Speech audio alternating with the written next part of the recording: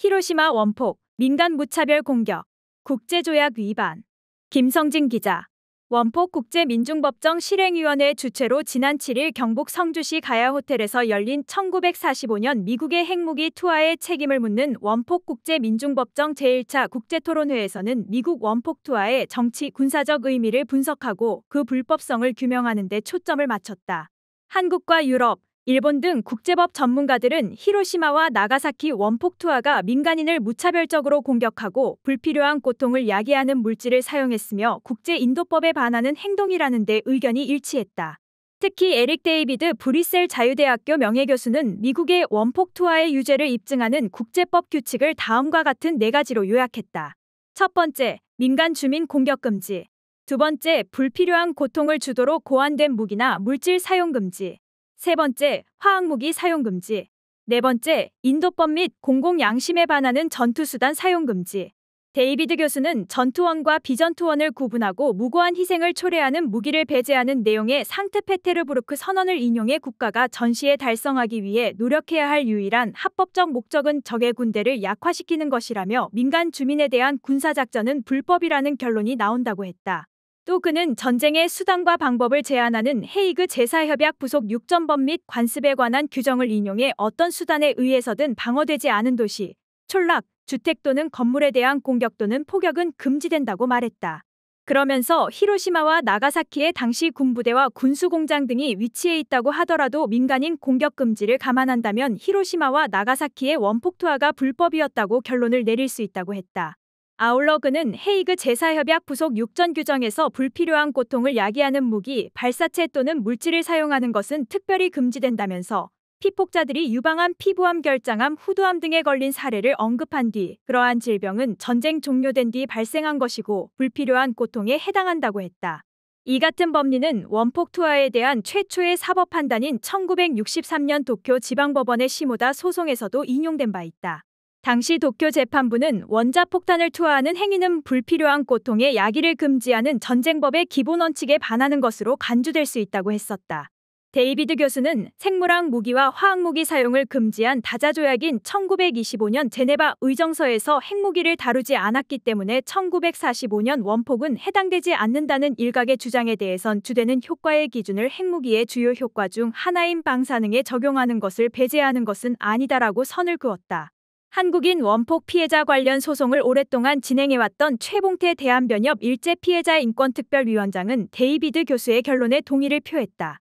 최 위원장은 핵무기 금지 조약은 1945년 미국의 원폭 투하 이래 인류가 핵무기 사용을 불법화하고 핵무기를 전면 폐기함으로써 핵전쟁 참화를 막기 위한 인류 집단지성의 산물이라며 핵무기 사용이 위법이 아니라면 핵무기 금지 조약의 뿌리를 흔드는 것이라고 했다. 야마다 토시노리 정치경제연구소 주임연구원도 국제관습법적 관점에서 히로시마 나가사키 원폭 투하 시점에서 교전 당사국인 일본과 미국 사이에서는 전쟁법에 평등하게 적용되어야 한다며 원폭 투하는 원폭의 무차별적 효과에 근거한다면 구별 원칙에 위반되며 전후 지속적으로 발생하는 방사선 피해는 불필요한 고통 금지에 반하는 것이라고 말했다. 다니엘 리티커 로잔대 교수는 1945년 당시 히로시마와 나가사키에 대한 핵무기 사용을 금지하는 어떤 명시적인 법도 존재하지 않았다면서도 명문 규정이 없더라도 당연히 인도주의 원칙과 국제관습법이 적용된다는 마르텐스 조항을 인용해 결과적으로 원폭 투하는 국제법상 불법이라고 규정했다. 미국의 반인도적인 원폭 투하 결정 방식에 대한 역사적 관점에서의 비판도 있었다. 이삼성 한림대 명예교수는 미국의 원폭 사용 자체가 반인도적 범죄 혐의를 벗어나기 어렵다면서 아울러 비판적으로 검토해야 하는 것은 미국이 원폭을 사용한 방식이라고 짚었다.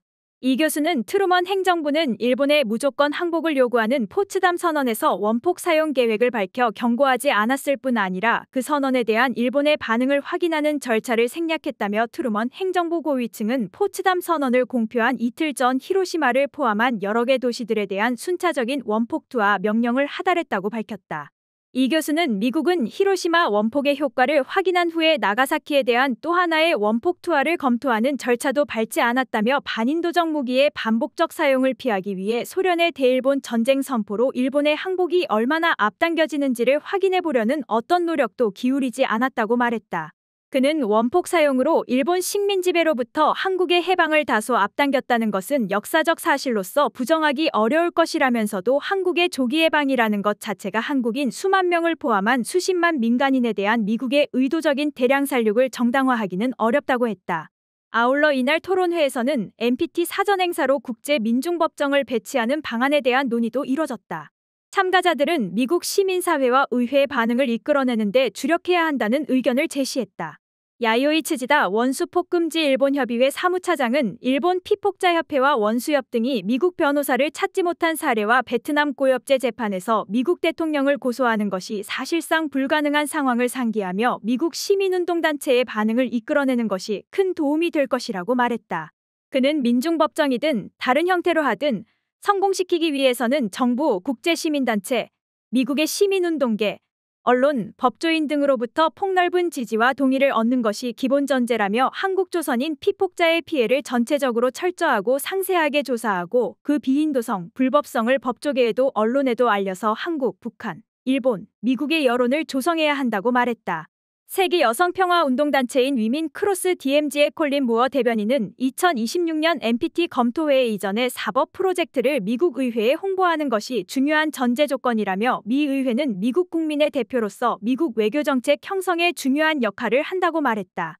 그는 미중 대국 경쟁이 토론과 정책 결정을 지배하고 있어 원폭 예산을 줄이고 핵무기 폐쇄하는 것에 대한 옹호가 정치적으로 어렵다면서 무엇보다도 개인의 이야기를 공유하는 게 미국 의회와 소통하기 유리하다. 유권자 모으는 게 매우 중요하다고 말했다. 그러면서 한국인 피해자에 대한 언론 및 대중의 주목을 끌 준비를 해야 한다고 했다. 민중법정은 이제 시작점에 섰다. 현실적인 벽을 넘을 수 있을지는 아무도 장담할 수 없다. 고영대 평화와 통일을 여는 사람들 공동대표는 자족적으로 끝내지 않고 민중법정 자체가 목적이 아니라 미국 제도권 법정에서 소송하는 게 목적이기 때문에 최대한 법적으로 모색하는 민중법정을 개최할 것이라고 취지를 밝혔다. 고 대표는 2006년 일본의 민중법정 이후에 미국 제도권 법정도 가지 못하고 끝났다. 16년 만에 하는 것인데 미국 제도권 법정 소송이 가능할지는 전혀 차이가 없다고 본다며 결국은 미국의 국가면책을 어떻게 돌파하느냐가 최후의 장애라고 여겨진다. 설령 그 벽을 돌파 못해서 민중법정으로 끝나더라도 현재 시점에서 국가면책, 주권면제를 돌파할 수 있는 지점까지 가볼 생각이라고 말했다. 고 대표는 현실적인 문제도 언급했다. 그는 민중법정을 피해자분들의 배상보상을 위한 민사를 중심으로 해야 하지 않냐고 이야기하는 분들이 많다며 민형사 소송이 쉽지 않고 시간도 30에서 40년 걸릴지 모른다고 말했다. 이어 피해자들에게 민사 소송을 하면 30에서 40년 걸릴 수 있는데 그때는 돌아가신 뒤인데 자녀분들이 이어받아서 할 수 있는 조건인지 냉정하게 여쭤봤지만 불행히도 그럴 수 없다고 했다며 2006년에 2세들이 소송을 제기했지만 5천만 원이 없어서 중단해야 했다. 그게 현실이라고 했다. 그러면서 이런 현실적인 벽 속에서 민중법정을 개최하고 미국 내 소송을 전개하려면 첫째도 둘째도 현재 법적 장벽을 넘을 수 있는 법리를 개발하지 않으면 안 된다.